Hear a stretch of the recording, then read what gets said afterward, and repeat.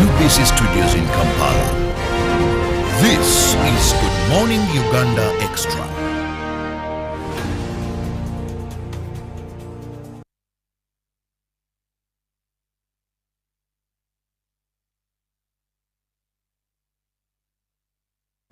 Good morning again and welcome along to UBC Good Morning Uganda Extra. I'm Jerome Paul Sonko. It's a chilly morning, I should say, but the weather is up there when it comes to uncomfortable situations for the Ugandans, especially those who always wake up earlier in the day. So you have to make your projections for the week easier for you to adopt to the kind of weather we have.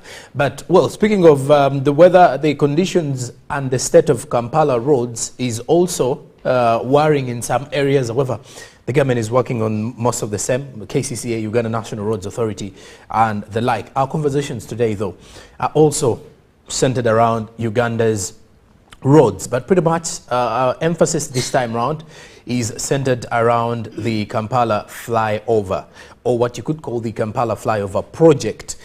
This particular one, which kicked off in 2019. We are strolling, if you were to look at it, it's more like 4 years of the same. The bigger question is, when will this particular project be officially released, or will we open, or when shall we open this particular project, so that Ugandans will definitely say now it is completely done. These conversations are what we're going to be having this morning. With me in studio, I do have two guests, one coming in from the Uganda National Roads Authority, and then the other gentleman is a manager who is also coming in from the Kampala flyover project. So I have a project owner or the project holder, and I also have the other side of the government's ears in the same perspective. And from government, I do have Arthur Mijumbi, who is Engineer Bridges and Structures from the Uganda National Roads Authority, who is at my extreme end. Good morning, sir, and many thanks for joining us. Yes, good morning, Paul, yes, and our listeners and viewers. Thank you for having us this morning. And well, besides that, not only do I have Mr. Arthur Mijumbi, I also have Mr. Ayebazibwe Johnstar. Now, Ayebazibwe Johnstar is a Social Safeguards Manager of the Kampala Flyover Project. Good morning, good sir, and many thanks for joining us. Thank you, Joram, and UBC viewers. We're glad to be on air today and take you through what is taking place at the Kampala Flyover. All right. Now, with that particular situation, I'll start with Johnstar in the same kind of conversation here. Speaking of the Kampala Flyover project, if you can briefly take us back to the background. You are the contractor in this particular situation now. But for the viewers out there, take us back to the background or the initial stages of the entire Kampala Flyover project. Thank you, Joram. For the viewers, the Kampala flyover is a project situated in the middle of the city, Kampala, or the CBD, okay, which consists of 4 components, which are the flyover itself, the pedestrian bridges, which are Chivuli Clock Tower Circular Pedestrian Bridge and the former ShopRite, then the drainage upgrading system, and then the road construction and upgrading, which consists of package 1, which is a clock tower, and package 2 across the railway to Nsambia and Gaba Road Junction. Okay. And all this started in the 2019, and we are at 90% completion, okay, with a few works remaining to release it to the public. Okay. Yes. So by the look of things, we are already, or we should be geared up for the final stages of the project. True. Okay. Yes. And now, besides that, as our viewers out there, as you've definitely seen, or what you've actually had, is that this particular project, which did kick off in 2019, now 4 years down the road, and we are having the same kind of situation where we are likely to be in our final stages of the same. Now, this takes me to Mr. Arthur Mijumbi in relation to the contractors that we have on board. As the Uganda National Roads Authority, which other partners or contractors are part of this particular project, or have been part of this particular project from the initial stages till this time where we are almost hitting the completion? Thank you, Paul. Well, for accountability to our listeners, Yes. especially the Ugandans out there, this project has had a lot of support right from 2009, where the Ministry of Works and Transport had a National Transport Master Plan for the Greater Kampala Metropolitan Area, which we call the GKMA. Okay. And this was funded by the World Bank. Okay. Studies were done, and the aim was to decongest the Greater Kampala Metropolitan Area. And after that study, 3 years down the road, first in 2010, there was a short list of projects which were shortlisted, and these projects would assist in decongesting the city, but as well as the Greater Kampala Metropolitan Area. And among these projects which were drafted or shortlisted was the Kampala Flyover project, right from Queensway, Shoprite, up to Kitgum and the surrounding junctions. Yes. And in 2013, some of our partners from Japan, under the JICA International Cooperation Agency, Yes. picked interest and undertook feasibility studies. Feasibility studies are studies that you undertake to see if the project can be funded and if the project can be constructed. Is it feasible? So they, under grant, they gave funds to do those studies. Those studies were done. And in 2014 and 2015, the government of Uganda took on detailed studies, what we call the designs. Okay. And these designs were funded by the government of Uganda to design the structures that will help decongest the city. The structures you see now, the flyovers, the underpasses, the pedestrian bridges, as well as those structures you'll see in the second phase at Kitgum.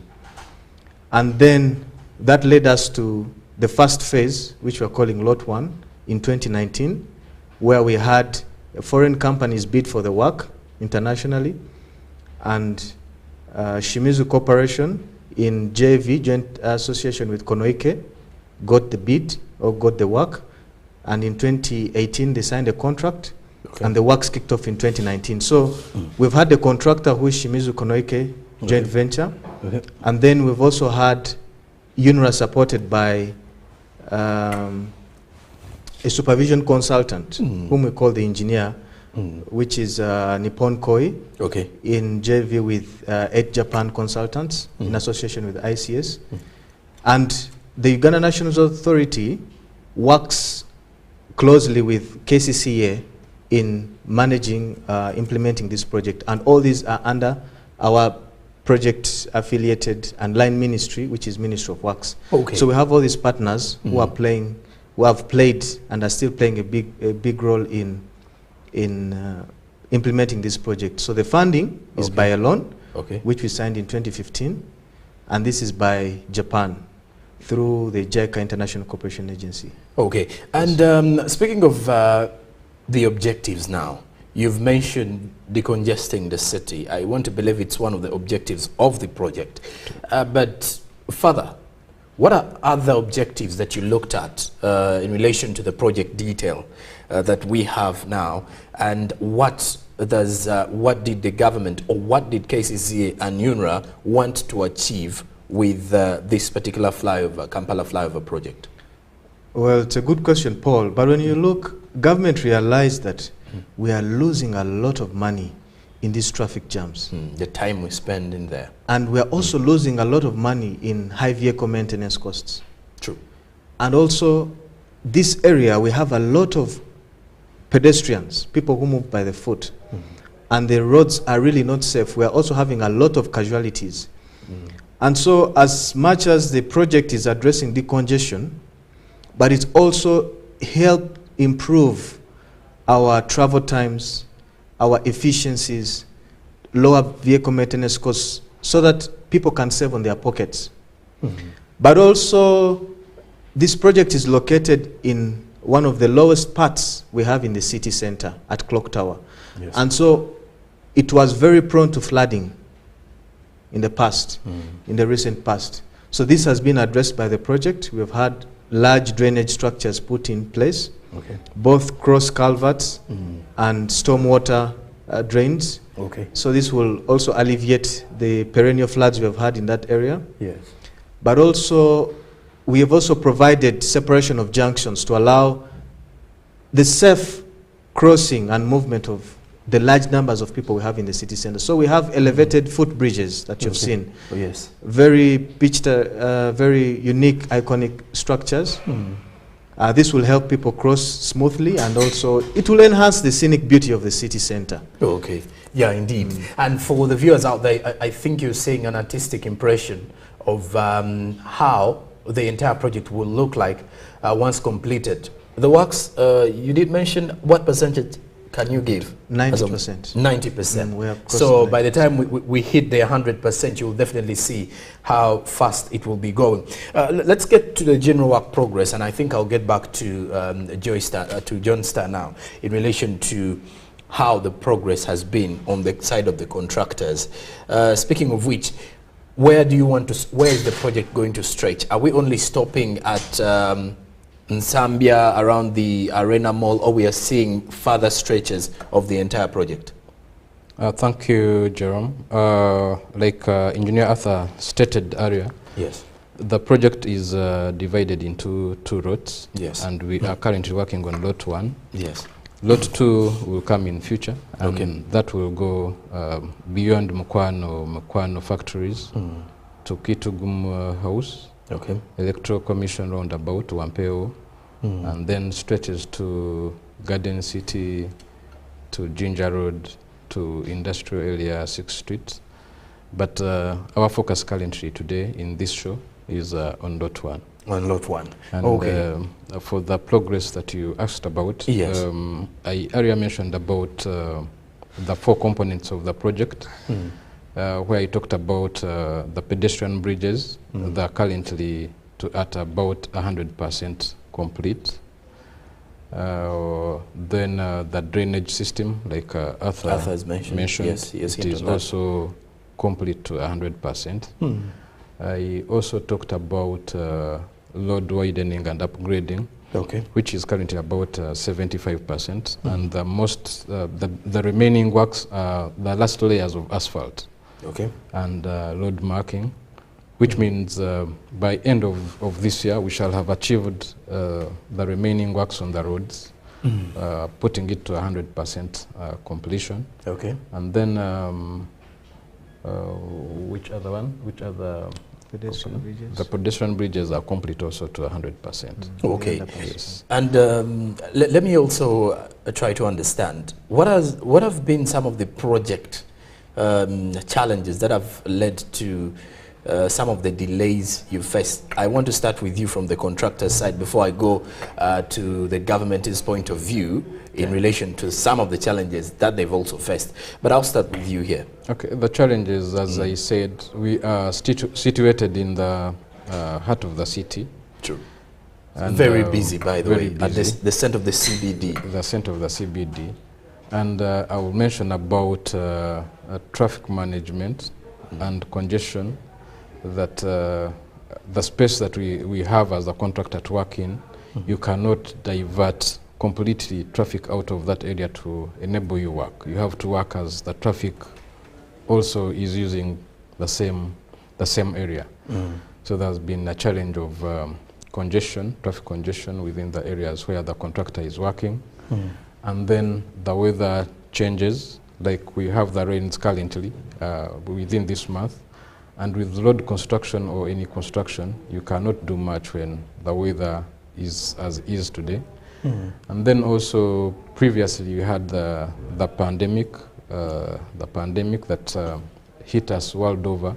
2 good years. 2 good years. And during that time, the materials that were supposed to order from outside countries.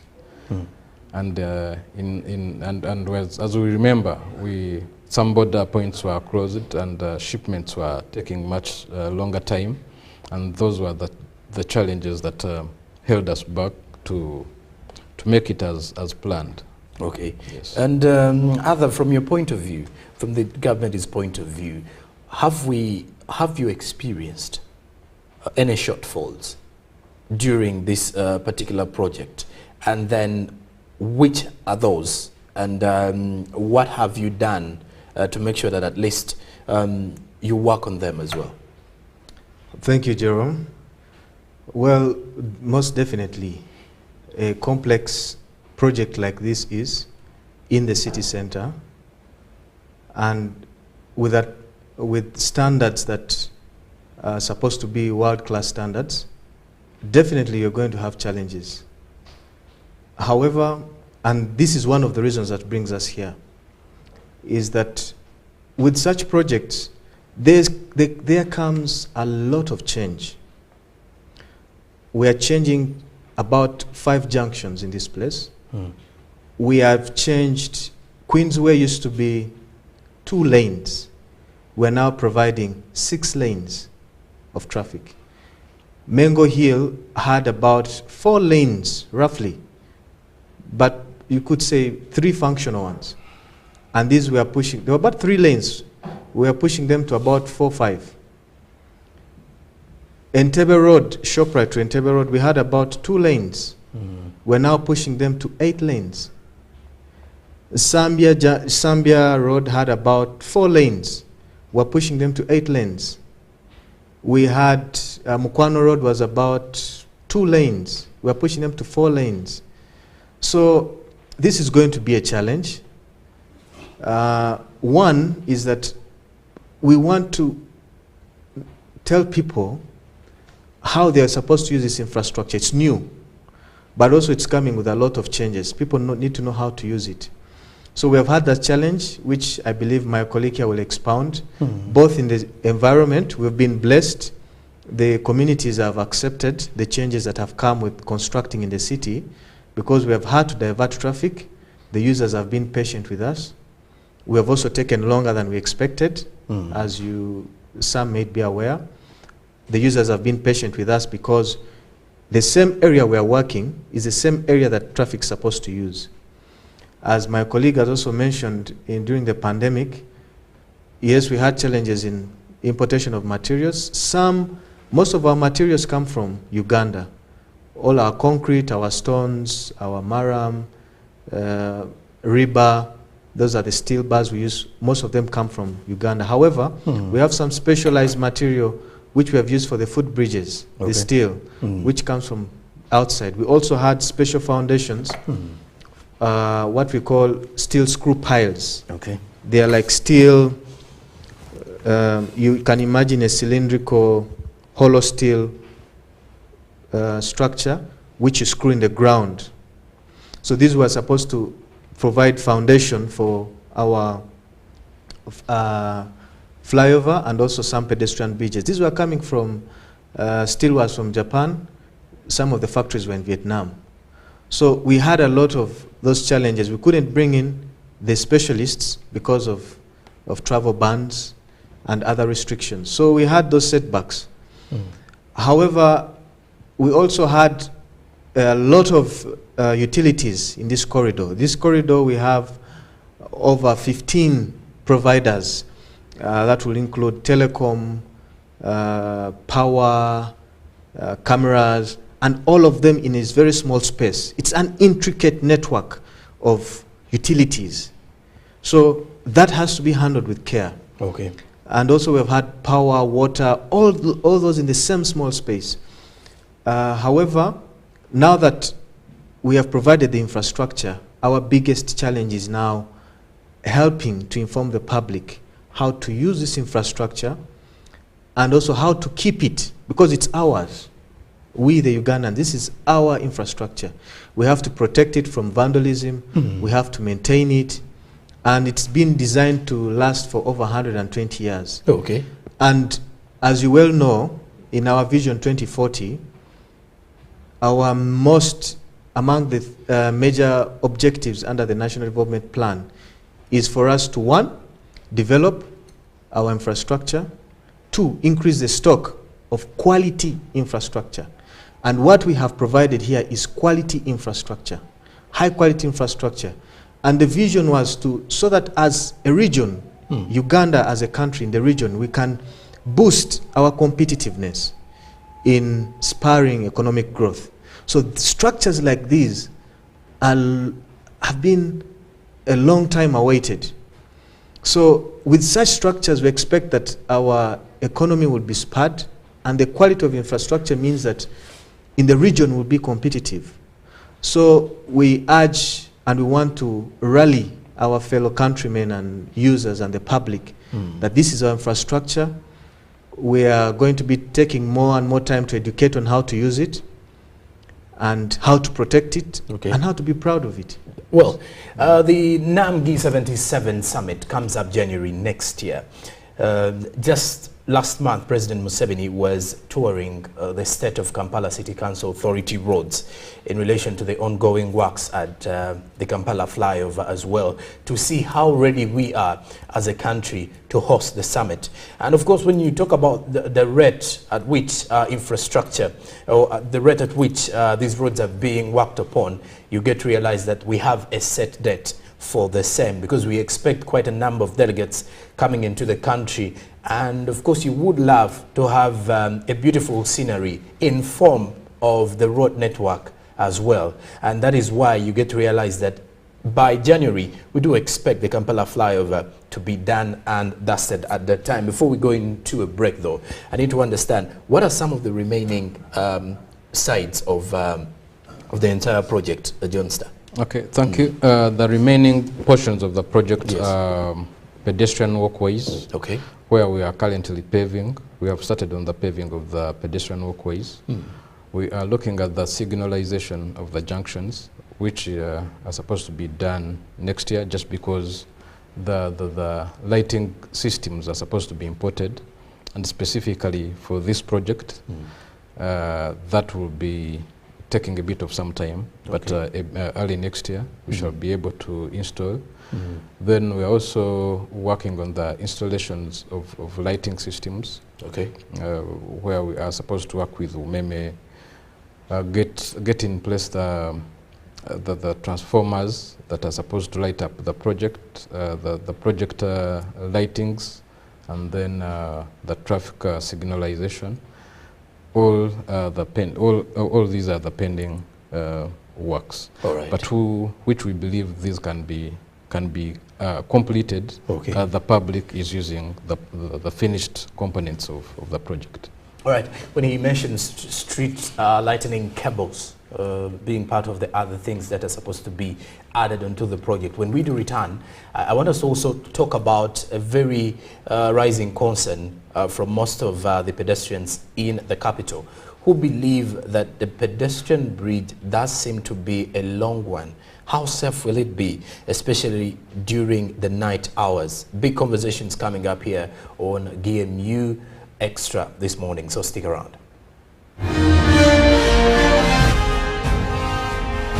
Live from UBC Studios in Kampala, this is Good Morning Uganda Extra.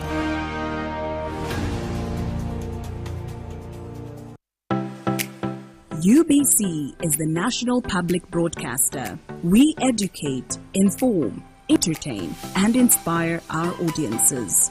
You can watch us on free-to-air channel 001, DSTV channel 282, GoTV channel 371, Star Times channel 201, Zuku TV channel 20, and Azam TV channel 350.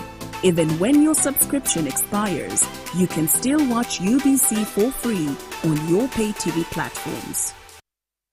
Pick of the day on UBC.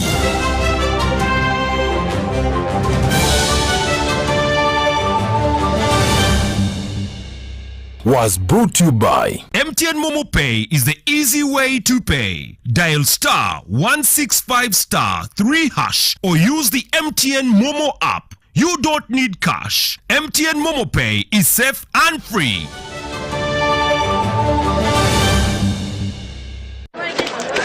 Juko. Yo.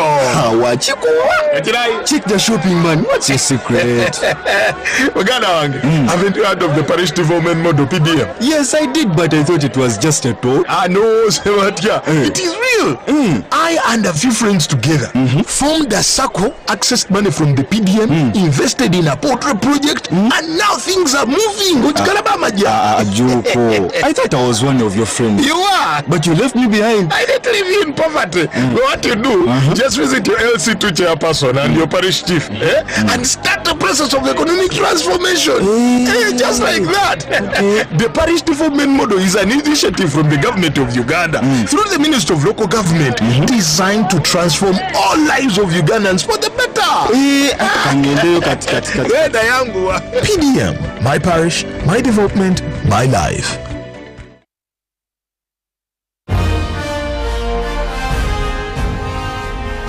Live from UBC Studios in Kampala. This is Good Morning Uganda Extra.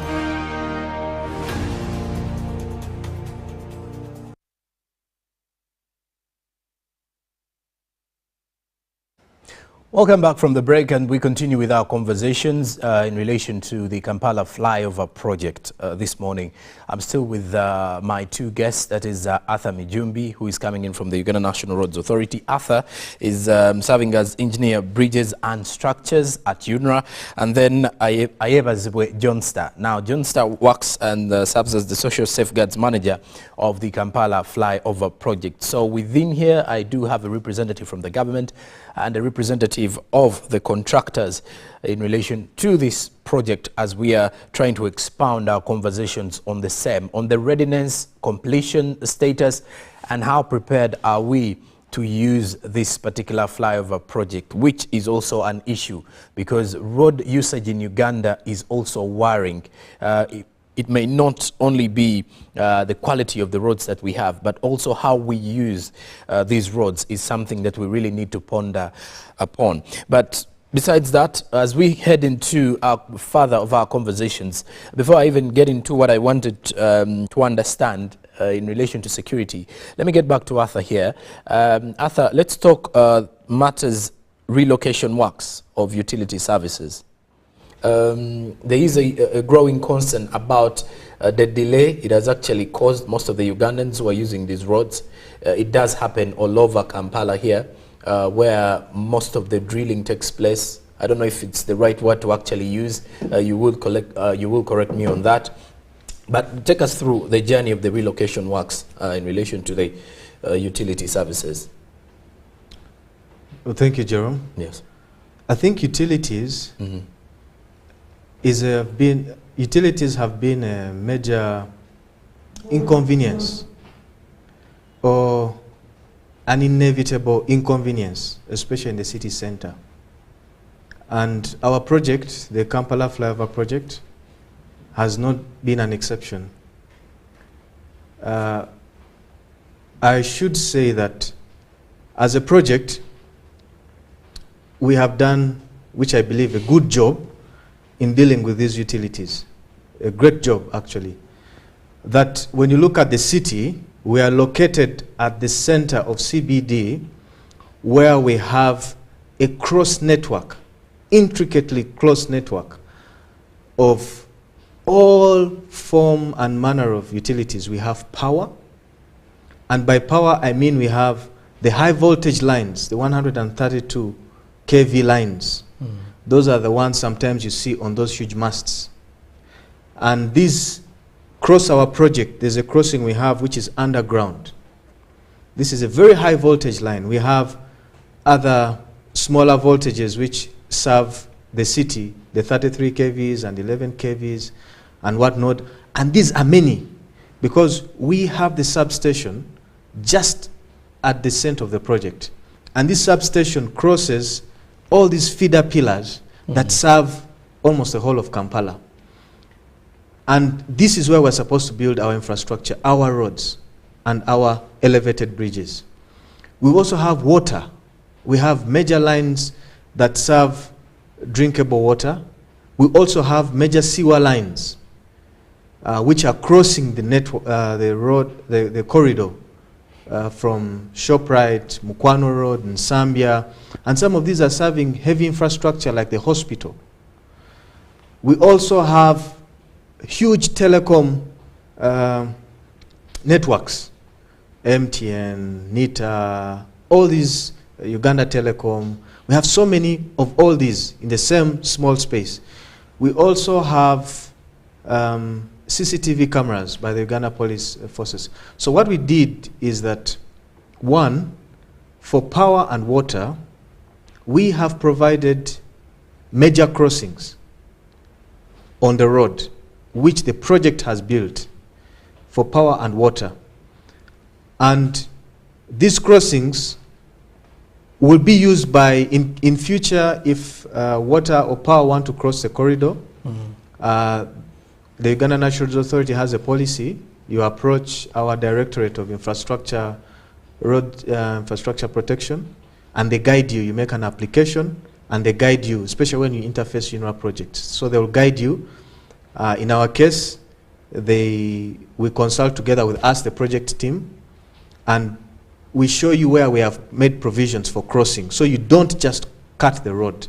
You don't just cut the road. We have designated points where we have buried ducts, or what you'd call small tunnels, utilities, where you can pass your utility lines, so you don't cut the road.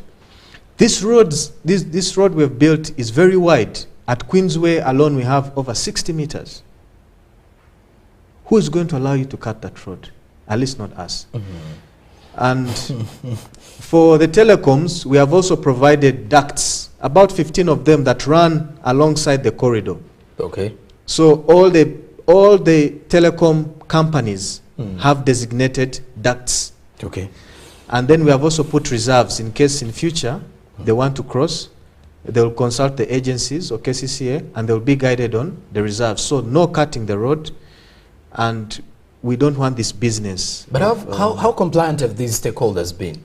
Because it does seem like a very huge job by the look of things. Yes, we heavily sensitized them in 2019. Okay. And like I said, we thank the public and also the stakeholders of these companies that they have been supportive. We've worked closely.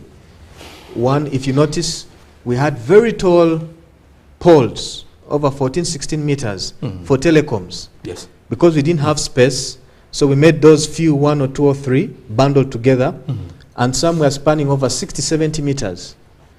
So they've been supportive that we've shared that infrastructure until now that we are finishing the ducts which run alongside the road where they will pass their cables. So they've been very supportive. National Water the same, Umeme the same, and also other stakeholders like the Uganda Police Forces for the CCTV. Okay. And speaking of security matters, I had a very burning question for me, from my side rather, and this one will go to John Starr. Security of how safe are these pedestrian bridges? Because in my own observation, it does look like a long pathway for anyone who is coming in from, let's say, if you're coming in from the Usafi Market lane as you're heading, that is Mengo Hill Road, and you're coming down, and then you happen to use it to connect you to Bench Wanuka. When you look at that lane, it does look to be very long. How safe is it for anyone who will be walking in the night? Because we are so used to the thugs in Kampala and how they are so fast in such congested areas. Thank you, Mr. Jerome.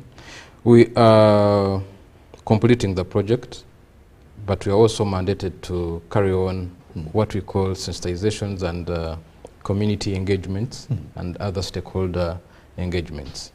And to respond to the security factor, we have engaged in security agencies. Okay. That was last week. We took them through the project. We took them around where we feel that there must be some threats. Okay. And they have pledged to give the necessary support to make sure that they keep the traveling public safe. But also as a project, like I said, we are meant to light up the entire project. So with the lighting that will be intense, we hope that will be a provision for security to people using the project roads. But also as citizens and Kampala dwellers, we need to understand that the project is situated in a complicated community, which is Katwe. Katwe is our immediate neighbor community, and which we all know that has high criminal rates, the Chifesi people that we have always heard about, and therefore whoever uses the project should be keen that and protective to whatever they are carrying, so that they keep and reach whatever, their destination safe and with their properties. Okay.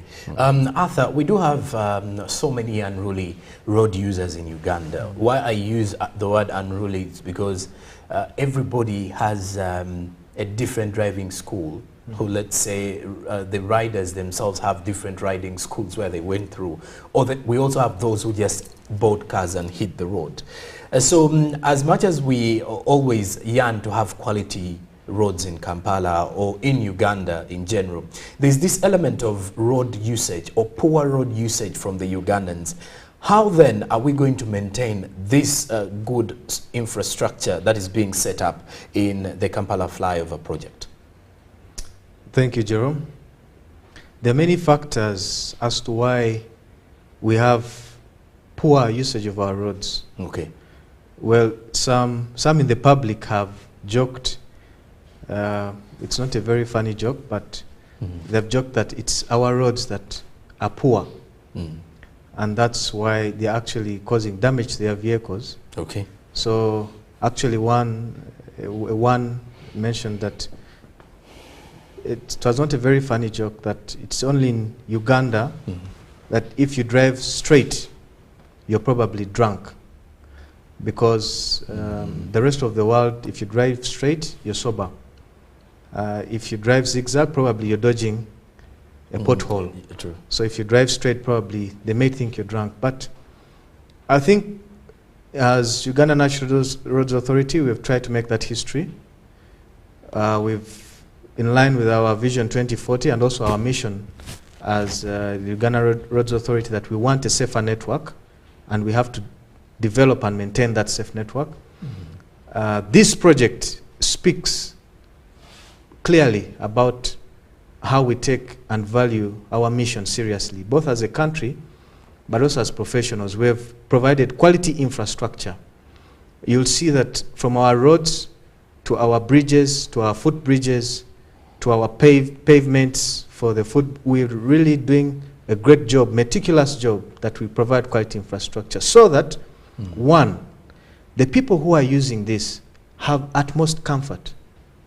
So a driver using our road must feel safe in the first place when they're driving, but also feel comfortable. So we believe that if that is met, then people will be able to use the road properly. However, you can't rule out errant drivers. For that, in addition to the signages which we are providing very huge gantries or signs, which will clearly tell people, if you're going to the city center, take this lane. If you're going to the city center, take this lane.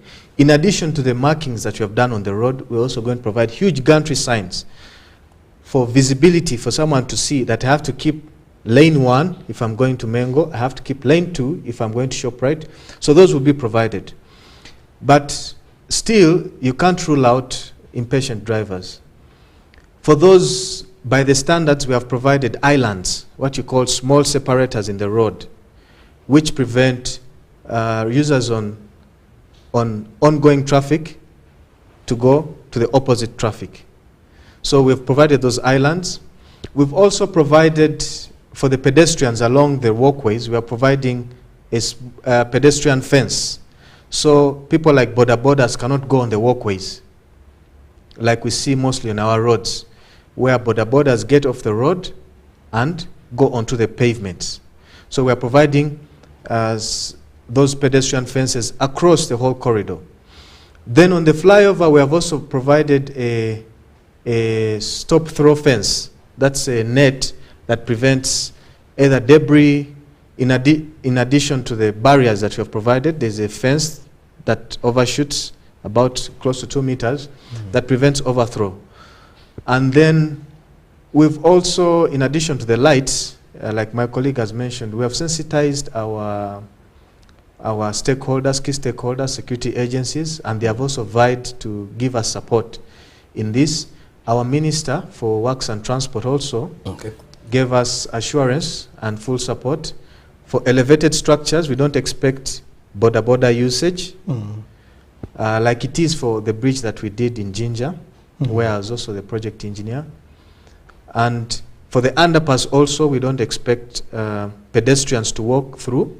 So we have provided walkways on the outside, the slip roads. So we believe that this will ensure that drivers will use the road infrastructure properly. We have provided the road furniture.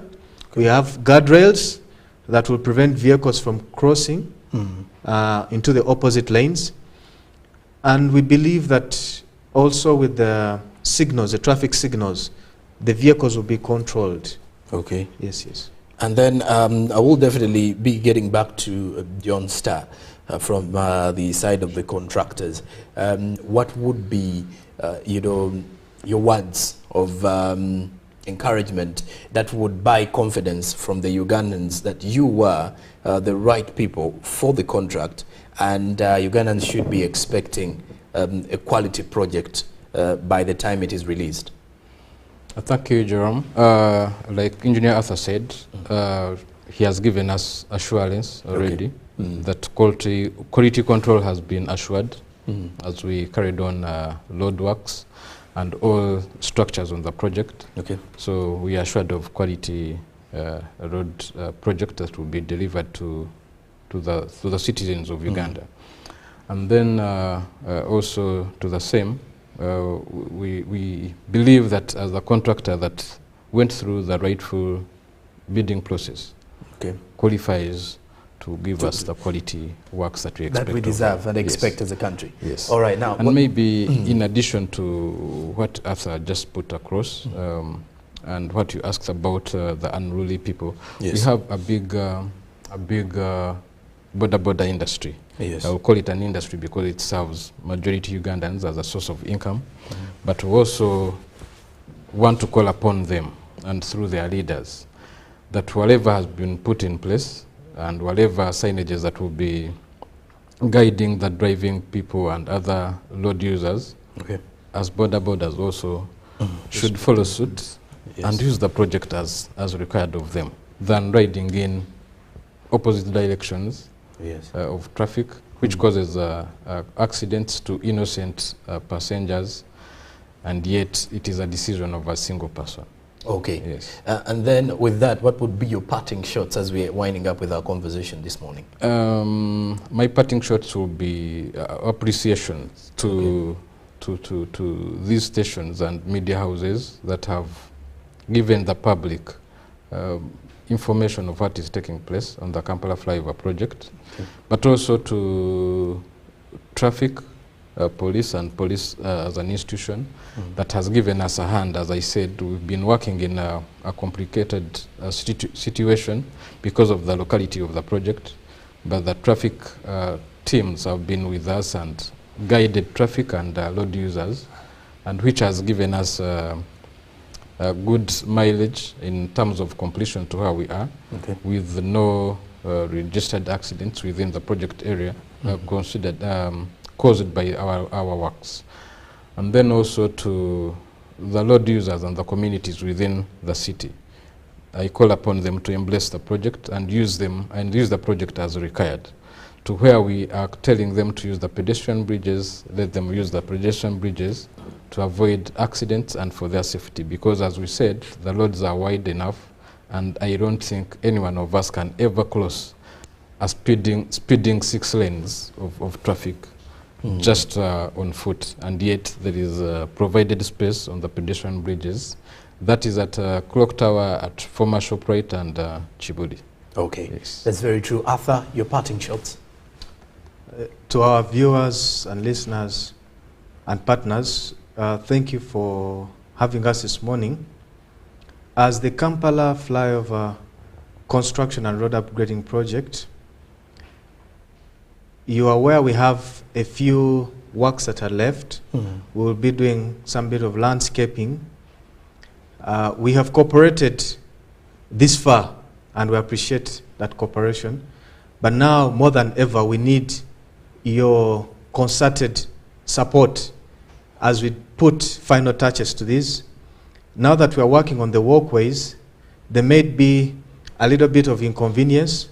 We urge the city dwellers to desist from littering, because the contractor is sharing the same space. So when you litter, it makes the work difficult, especially along the walkways where we're placing the block pavers.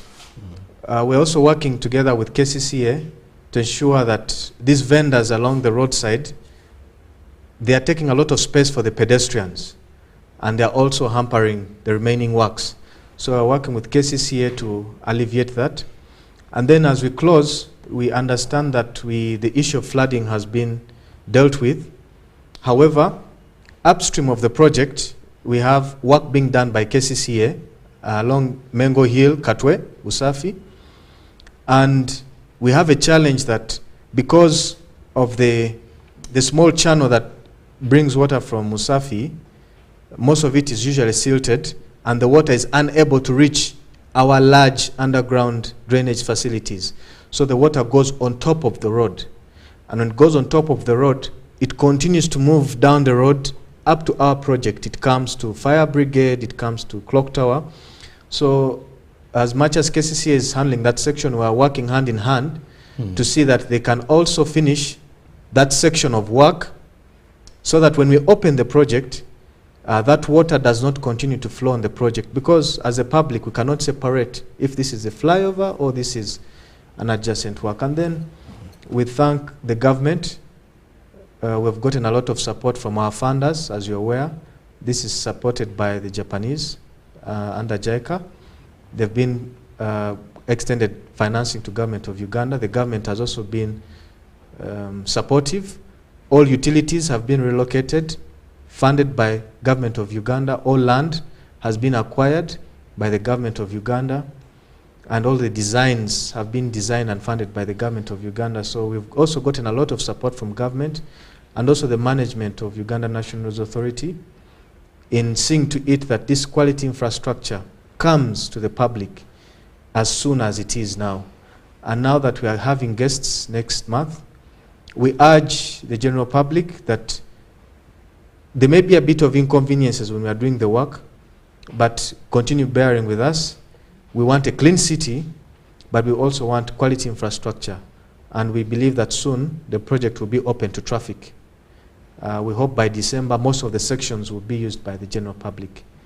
Okay. So we thank you very much. All right. Thank you very much for your time as well. And to the viewers out there, I think you've got a clear picture of how the entire project is and where it is so far, 90% of completion.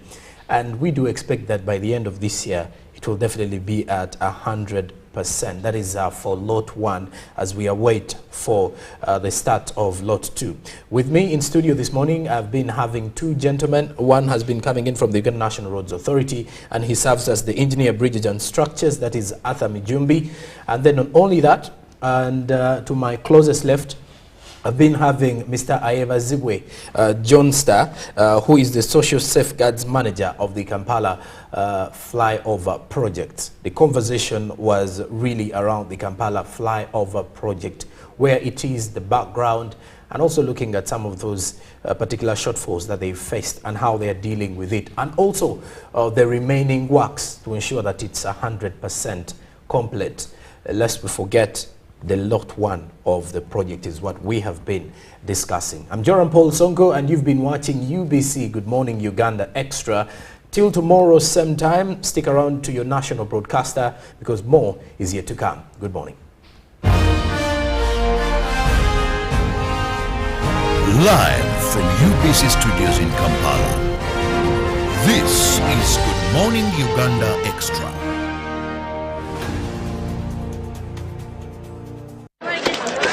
Junko. Yo. Wachiko. Achirai. Check the shopping, man. What's your secret? Uganda wange. Haven't you heard of the parish development model, PDM? Yes, I did, but I thought it was just a toy.